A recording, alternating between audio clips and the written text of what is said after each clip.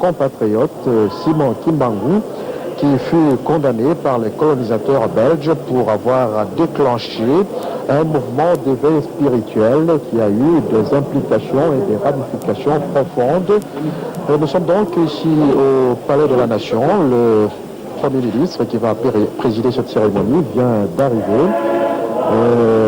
Bientôt, les choses vont démarrer ici, au Palais de la Nation, qui est arboré au vert et blanc, couleur de l'église kimbanguiste.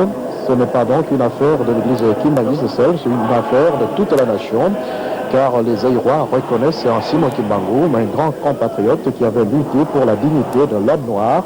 Le gouvernement zaïrois a donc décidé de le réhabiliter aujourd'hui à travers cette cérémonie grandiose que vous allez vivre en direct. À partir donc du Palais de la Nation, le comité d'accueil est sur place, le Premier ministre vient d'arriver. Le tour va commencer tout à l'heure avec la Zaïroise, qui sera suivie de la lecture de l'ordonnance loi qui portera amnistie par une lecture qui sera faite par le ministre de la Justice et des droits et libertés du citoyen, Madame Mouyabou Poulou, qui est aux côtés du Premier ministre, M. Moubalokoji. Après suivra le discours du Premier ministre, chef du gouvernement, et la cérémonie de décoration de feu Papa Simon Kimbangu, à titre posthume, sera faite par le chancelier des droits et des ordres nationaux. Et tout va se terminer par un cocktail. Donc le décor est déjà planté ici au Palais de la Nation. Nous allons suivre cette émouvante cérémonie. Il règne ici une ambiance de carnaval au Palais de la Nation, où le peuple zaïrois veut rendre hommage à un digne fils, un compatriote qui a lutté toute sa vie pour la réhabilitation de l'homme noir et la dignité de notre pays. C'est un héros national que le temps avait oublié, que l'histoire voulait injustement laissé dans les oubliettes, mais le peuple zaïrois a compris que ce fut un grand fils, un compatriote, qui s'est investi entièrement pour la lutte de notre peuple qui a conquis son indépendance le 30 juin 1960. Le monde kimbanguisme, c'est un monde extraordinaire, une église solidaire, une église unifiée, qui a de ramifications au Zaïre, non seulement au Zaïre, mais en Afrique et même en Europe. L'église kimbanguiste est présente. Cela démontre le dynamisme de cette église qui a comme particularité le fait d'avoir été créé par un noir, Simon Kimbangu. Cet éveil spirituel kimbanguiste est parti un certain 6 avril 1921 dans le petit village de Kamba, où un chrétien africain a déclenché donc ce mouvement qu'on appelle le kimbanguisme, un mouvement qui a atteint des millions et des millions de personnes maintenant qui se réclament du kimbanguisme. Nous avons dans cette salle même des Sud-Africains qui nous ont affirmé que le Zaïre possède un Dieu, l'envoyé de Dieu, Simon Kimbangu. Le Premier ministre vient donc de faire son entrée dans ce palais de la Nation, où il va présider la cérémonie de réhabilitation du prophète Simon Kimbangu. Dans quelques instants, donc, tout va démarrer ici au palais de la Nation. Vous voyez là que tout le décor est déjà planté, tout ce que le Zaïre compte comme autorité politique est dans ce palais de la Nation. C'est donc un palais de la Nation qui vient de voler la vedette quelque peu au palais du peuple, qui abrite depuis un peu plus d'un mois la conférence nationale souveraine, une conférence qui a du mal à démarrer, et nous croyons fermement qu'à partir de cette cérémonie de la réhabilitation du prophète Simon Kimbangu, le peuple zaïrois va prendre conscience de son avenir et pour se mettre d'accord avec l'Éternel, avec Dieu. Cela dépend de son avenir. Le peuple zaïrois doit se réconcilier avec lui-même, et avec son Éternel. C'est ce qui a fait défaut le Premier ministre fait donc son entrée dans ce palais de la Nation qui est arboré au vert et blanc, couleur chère à l'église kimbanguiste. Et comme je vous l'ai dit, cette journée de réhabilitation du prophète Simon Kimbangu, ce n'est pas seulement pour l'église kimbanguiste, c'est une journée importante pour tout le peuple zaïrois. Il faut dire que l'histoire avait été déformée injustement par le colonisateur qui avait trouvé à ce mouvement d'éveil spirituel, ce mouvement kimbanguiste, comme je laisse écouter un peu ce genre kimbanguiste.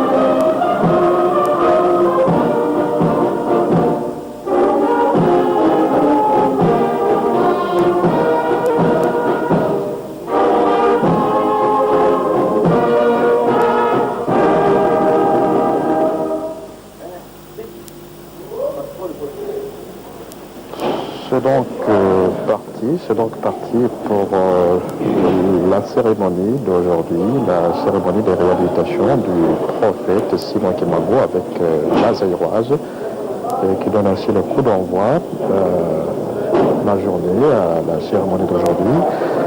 Bientôt, nous allons suivre honorable membre de l'Assemblée nationale, mesdames et messieurs membres du gouvernement, monsieur le premier président de la Cour suprême de justice, monsieur le procureur général de la République, Son éminence chef spirituel de l'église kimbanguiste, Excellences, Messieurs les ambassadeurs et chefs de mission diplomatique, et représentants des organisations internationales, distingués invités, Mesdames et Messieurs, le programme de la cérémonie de ce jour se présente comme suit. Tour à tour, vous suivrez l'allocution du secrétaire général de l'église kimbanguiste, le discours de Maman, ministre de la Justice, Droit et Liberté des Citoyens, qui sera suivi de la décoration du fait prophète Simon Kimbangu à titre posthume par le chancelier des ordres nationaux. Et enfin, un cocktail sera servi au rez-de-chaussée de cet immeuble. Je vous remercie.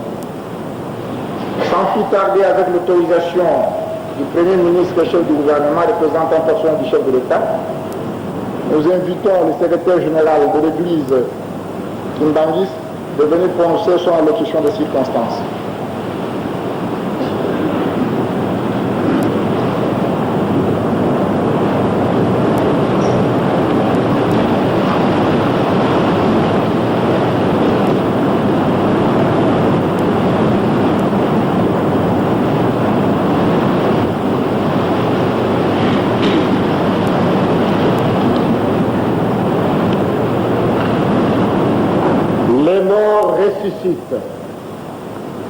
Les aveugles voient, les paralytiques marchent.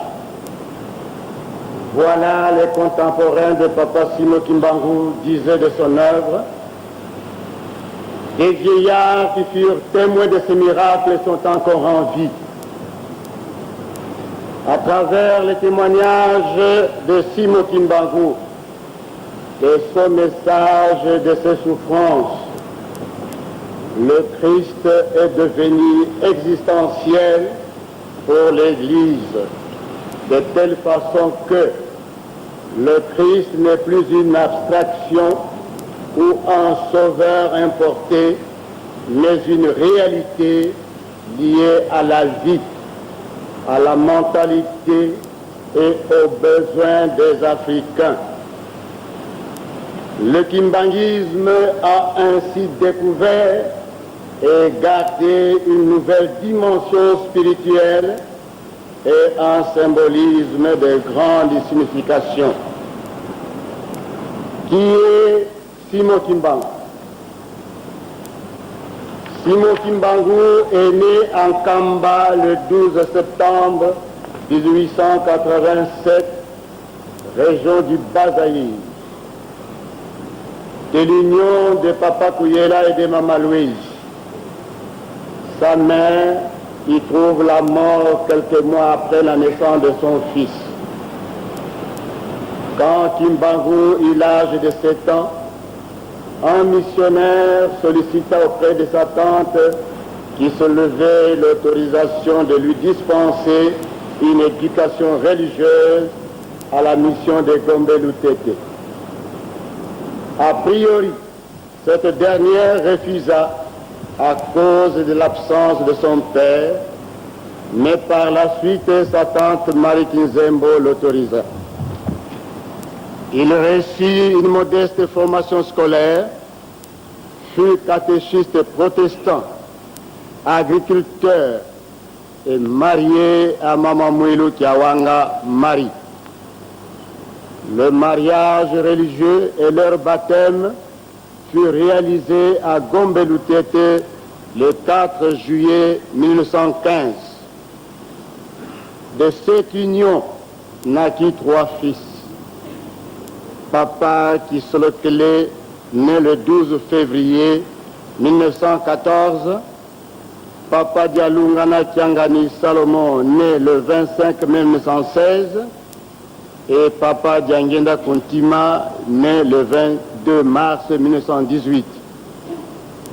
En 1918, Papa Simon Kimbangu reçut le premier appel du Christ qui lui demanda de paître son troupeau et de le conduire dans la vérité.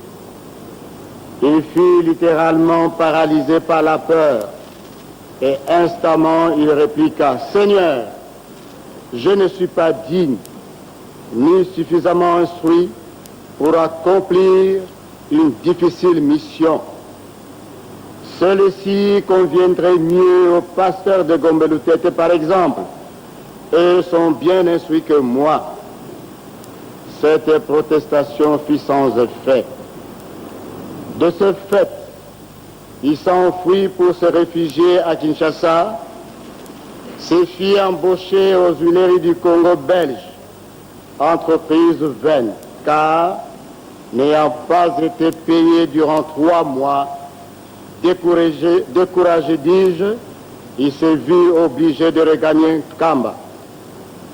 Il commencera son ministère public le 6 avril 1921 par la guérison de Maman Kiantondo.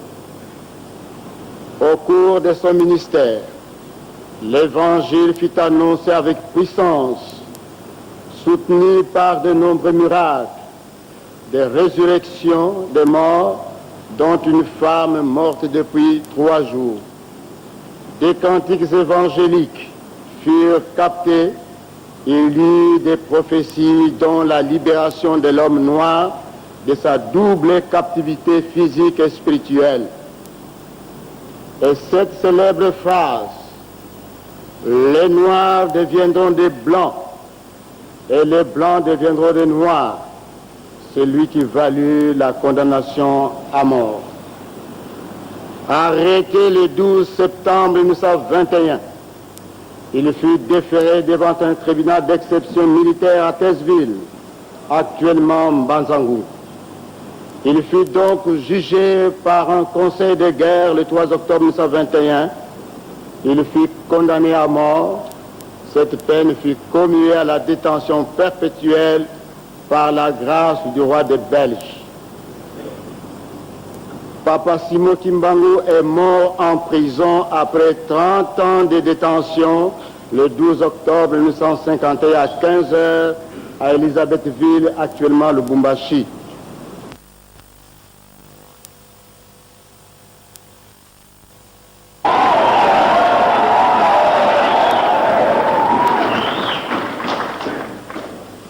Effectivement, il s'agit de l'amnistie décidée à titre posthume en faveur de Kimbangu, détenu dans les prisons coloniales d'Elisabethville jusqu'à sa mort survenue le 12 octobre 1951.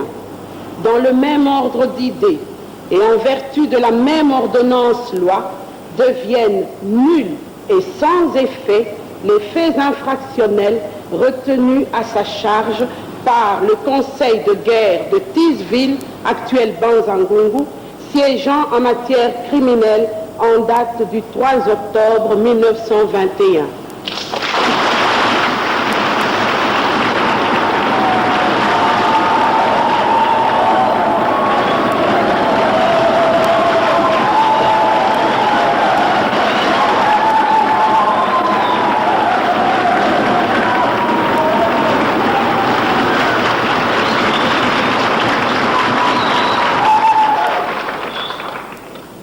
Monsieur le Premier ministre, représentant personnel du Président de la République, Messieurs et Mesdames les membres de l'Assemblée nationale, Messieurs les membres du gouvernement, distingués invités, Mesdames et Messieurs, qu'il me soit permis, au-delà du symbolisme de cette manifestation politique, d'épingler 3 enseignements majeurs.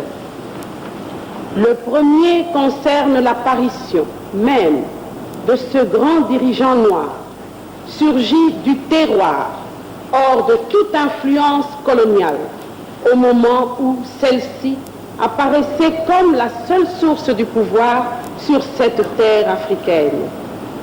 Rien, en effet, dans le passé de ce modeste travailleur des centres extra-coutumiers, rien dans le passé de cet humble catéchiste ne le désignait pour une si haute mission.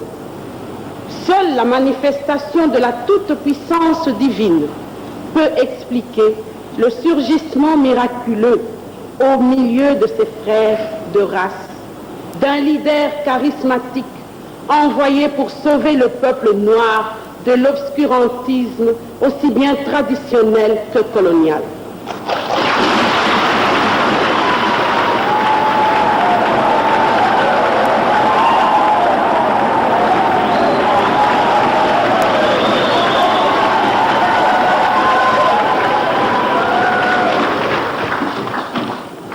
Le deuxième enseignement que nous inspire la vie et la passion de Simon Kimbangu est sans conteste son extrême tolérance. Ni le message, ni le comportement de cet homme pacifique, avant, pendant et après le procès qu'il a condamné si injustement, ne révèle la moindre injure, menace ou invective contre ses adversaires. Kimbangu a enseigné sa doctrine sans jamais jeter l'anathème sur la doctrine des autres.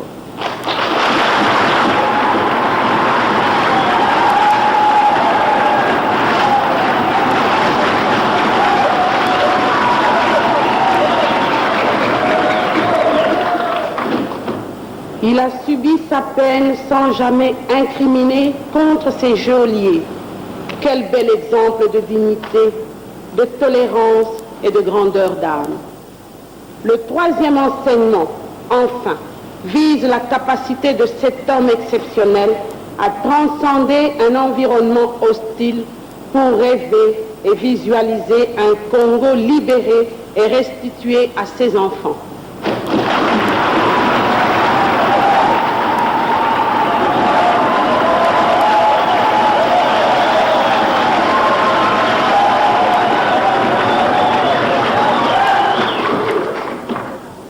Sans armes ni violence quelconque, Kimbangu, par sa seule foi, a projeté tout un peuple dans l'action jusqu'à ce que les chaînes se soient brisées.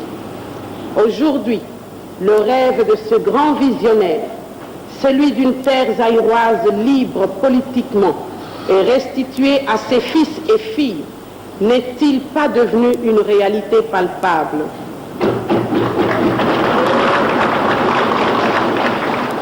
Puissions-nous, mesdames et messieurs, nous inspirer de ce triple enseignement en ce moment carrefour où notre nation recherche une fois de plus sa voie. Il nous faut aujourd'hui plus que jamais des croyants qui craignent Dieu et qui aiment leur prochain comme ils s'aiment eux-mêmes. Il nous faut aujourd'hui plus que jamais des dirigeants nationalistes, visionnaires et tolérants, capables de sacrifices pour l'intérêt supérieur du peuple qu'ils sont appelés à guider vers un destin qui réponde enfin à ses aspirations et ses attentes les plus profondes, paix et liberté, démocratie et bien-être. Je vous remercie.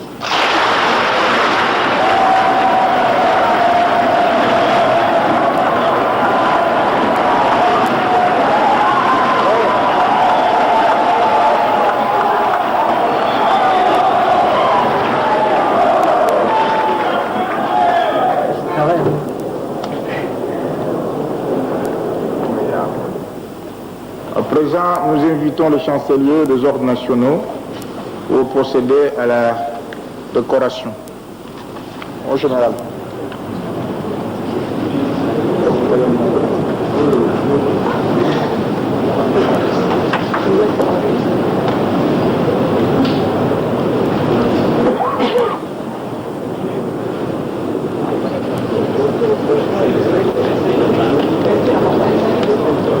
Musique, garde à vous. Garde à vous.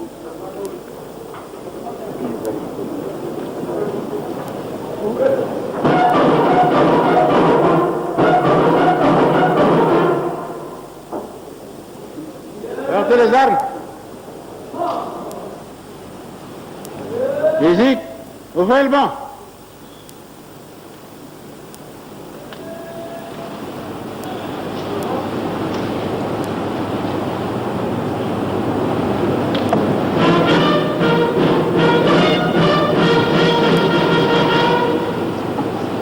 Mopier, repos.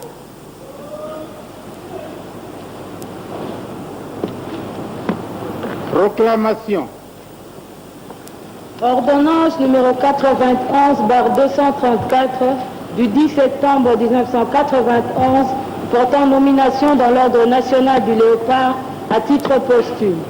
Le président de la République, vu la Constitution, spécialement son article 48, vu tel que modifié et complété à ce jour, l'ordonnance loi numéro 66/329 du 24 mai 1966 portant création de l'ordre national du Léopard, notamment son article 5, vu tel que modifié et complété à ce jour, l'ordonnance numéro 66/330 du 24 mai 1966 déterminant les conditions d'octroi de l'ordre national du Léopard, notamment son article 5, sur proposition du chancelier des ordres nationaux, ordonne, article 1er, est nommé grand cordon de l'ordre national du Léopard à titre posthume, feu le prophète Simon Kimbangu.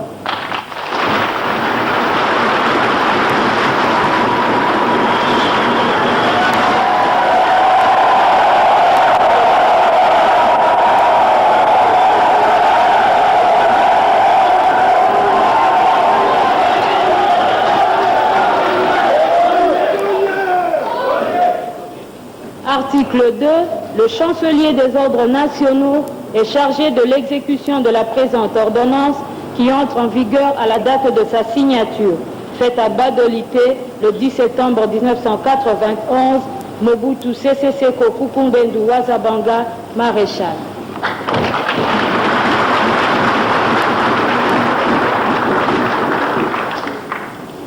Prophète Papa Simon Kimbangu, au nom du président de la République, grand chancelier des ordres nationaux, et en vertu des pouvoirs qui me sont conférés, nous vous faisons grand cordon de l'ordre national du Léopard à titre posthume.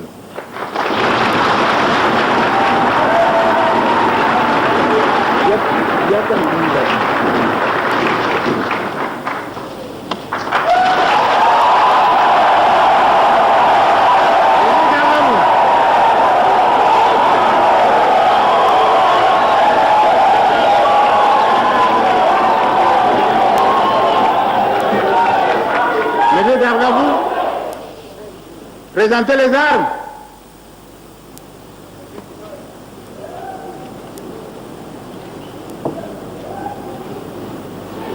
Musique, fermez le banc et hymne national.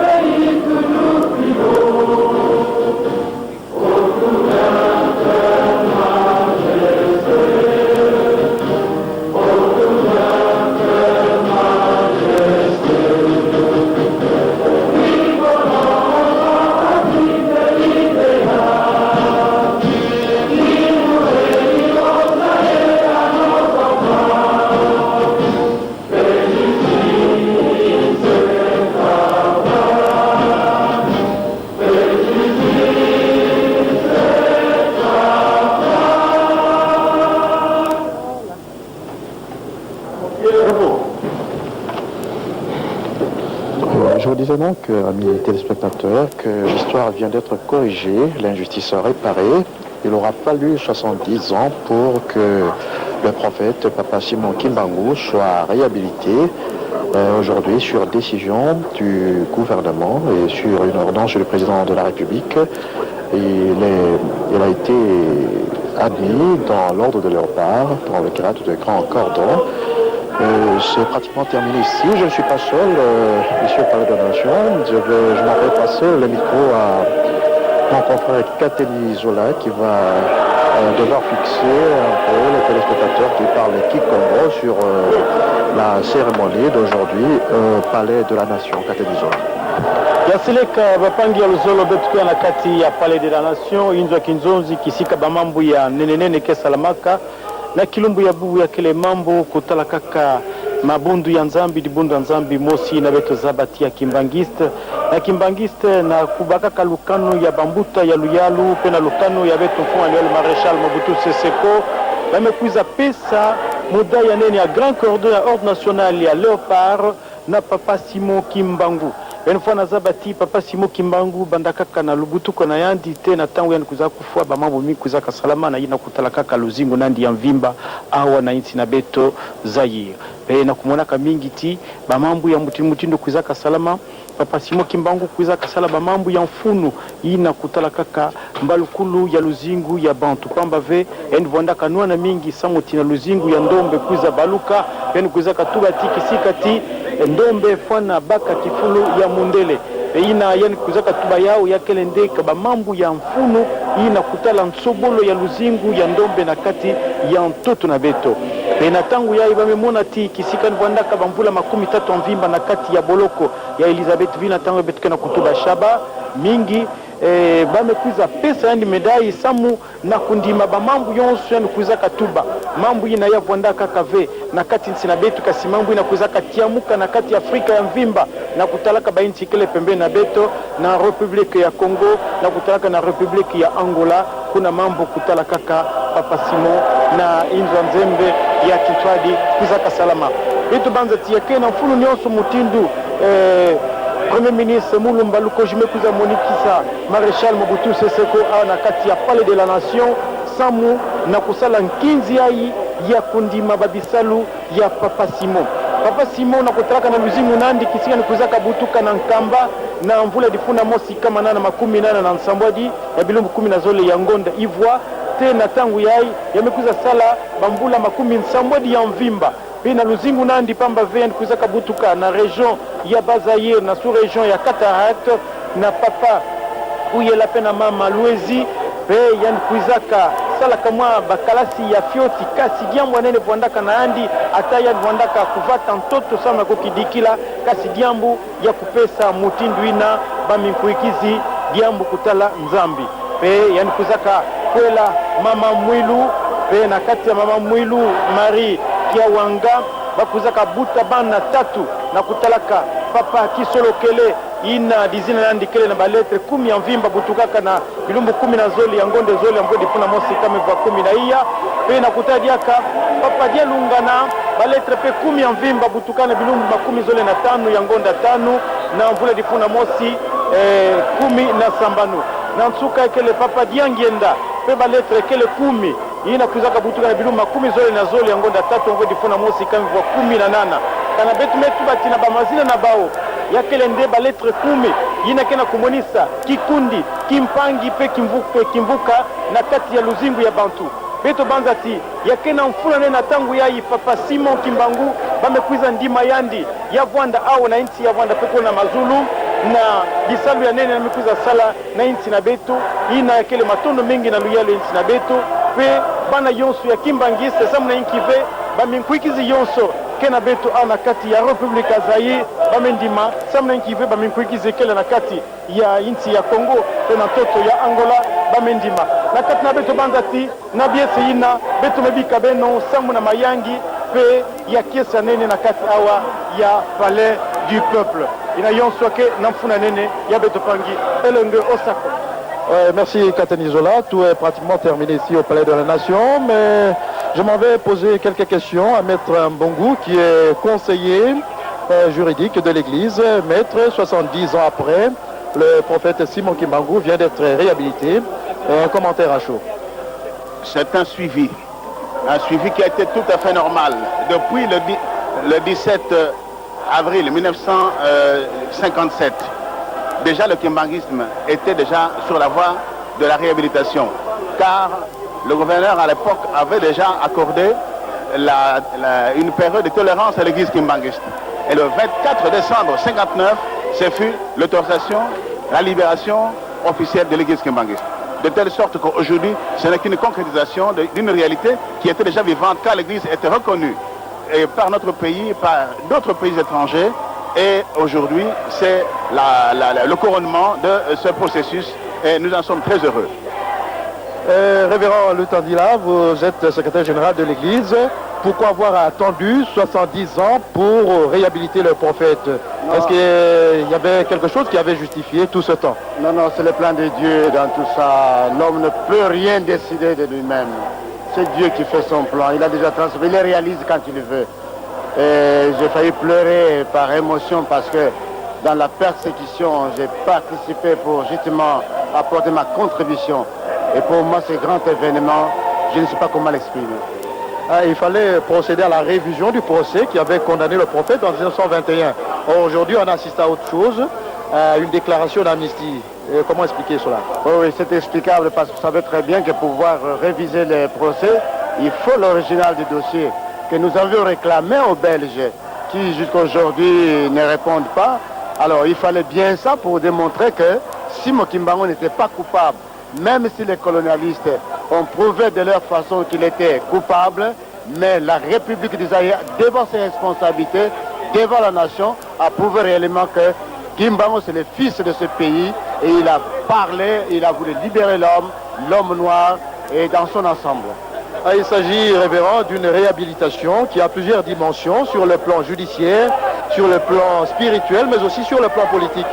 En ce moment où la conférence nationale souveraine a des problèmes à démarrer, révérend, est-ce qu'il y a un message spécial que les kimbanguistes peuvent amener à la nation? Alors, je crois que vous m'avez suivi dans mon discours, en petit mot. Malgré comme nous les injures, pour nous les pardons, tout est pardonné, si vous voulez les passer pardonné. C'est que nous demanderons à nos frères justement de profiter de cette expérience par son fondateur qui a su tant d'injures, tant de persécutions, mais on a démontré qu'on a travaillé durement. C'est pourquoi c'est un message adressé surtout à tous nos conférenciers qui prennent conscience de penser aux enfants dans les hôpitaux, dans les maternités, ces enfants qui sont dans les rues, ces enfants qui sont dans les études supérieures, l'école primaire, l'école maternelle, qui sont à l'université aujourd'hui, qui peuvent casser qui détruisent, qui cassent nos voitures, nos biens. C'est notre produit, nous les responsables, nous les adultes. Et chacun de nous doit prendre conscience pour demander, pour savoir qu'est-ce que nous pouvons apporter pour demain, pour l'héritage. Quel héritage que nous pouvons laisser à nos enfants, à nos petits-enfants. C'est pourquoi je demanderai à tous les conférenciers de se dépasser, de ne voir que l'intérêt général de ce peuple que Dieu a tant aimé. C'était là le révérend Lutandila, qui est secrétaire général de l'église kimbanguiste. Tout est donc pratiquement terminé ici au Palais de la Nation. Vous venez de suivre, amis téléspectateurs, une grande cérémonie de réhabilitation du prophète Simon Kimbangu, 70 ans après. Nous allons nous retrouver tout à l'heure à 20h ou dans nos prochaines éditions pour d'autres commentaires cités en direct du Palais de la Nation, ici à Gombe. La cérémonie en direct de réhabilitation du prophète Simon Kimbangu. Vous avez un message à donner à la population? C'est un message de remerciement. Nous remercions réellement les autorités du pays pour avoir songé à un noir comme celui-là, quelqu'un qui a été brimé, quelqu'un qui a été complètement dénué de sa personnalité. Mais cette réaction de ce matin, en voyant cette médaille, papa ne vit plus, mais nous sommes envahis par des émotions. Mais nous espérons beaucoup que tout le courage, le Seigneur nous l'accordera pour que nous puissions continuer à bien travailler pour participer au développement de ce grand pays qui est le Zaïre. Non simplement le Zaïre parce que nous avons des activités dans le monde entier et nous espérons que nous allons engrainer le monde entier dans notre sillage. Et la certitude, nous l'avons parce que Dieu aidant, il nous aidera et il participera à notre volonté. Pour cela, franchement, je demande à toute la nation zaïroise, non simplement zaïroise, mais toutes les nations épris de paix, de travailler dans la paix pour que partout dans le monde, qu'on sache que réellement Dieu vit et il vivra. Et nous sommes sûrs et certains et que nous allons participer à la paix de ces continents et à la paix du monde entier. Je vous remercie. Papa Diangendo, il y a une population qui vous attend aussi pour que vous donniez ces messages en une des langues nationales. Est-ce que vous pouvez le faire en lingala, qui Congo, ça dépend? Si vous demandez à ce que je puisse m'exprimer en lingala, je vais y aller.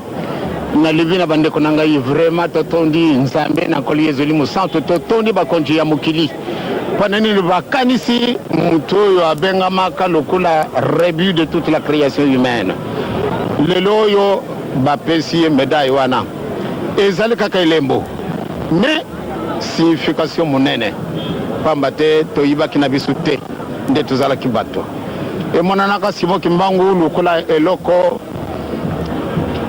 et Tcholamaka. Et Salibisu passe 70 ans durant. Tu as toujours brimé. Mais tu sais pas mingi, pambate de Kamona de Kambo et Kozalakana Tango Niango. 70 ans après, et puis c'est une signification comme nene. Et tu as likia. Et que tu as désespoir. Même Maoyo Mazar Kuleka Nakati Mukil Mobisu. Même Maoyo Mazar Kuleka partout dans le monde. Et bangi sabisute tochia ile kenabisu nzambe tatana koli ezuli musanto mpote basadi sabisu et bakusadi sabisu. Donc lelo ezali nouvelle naissance ya bisu bakimbangiste, non simplement les kimbangistes mais les noirs en général et pourquoi pas les autres races. Donc sikawana to sengina batu banso to tambola ilongo pati to reconstruire notre pays na bisu kakate mais le monde entier to tambla na bolingo to tambla na bibeko to tambla na misala e maso bakusala madengi Zambia lengi wana ndena lumira bako baninga na ngai na sidi siboy. Merci mimi papa.